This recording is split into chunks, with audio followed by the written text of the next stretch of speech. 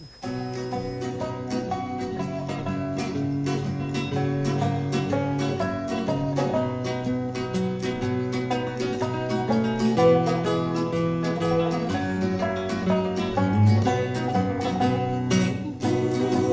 sesleri ovalara yayılır. İnsan buna hayran olur, bayılır. Kuş sesleri ovalara yayılır.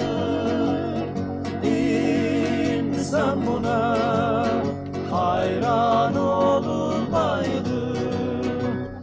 Bal yapanlar çiçeklere konarlar, kuzucuklar taze çimen ararlar.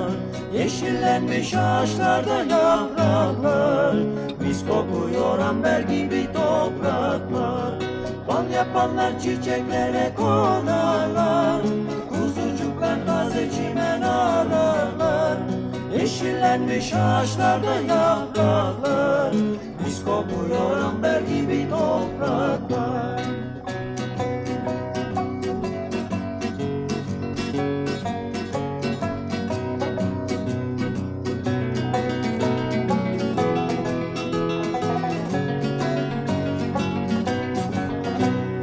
Kuş sesleri ovalara yayılır.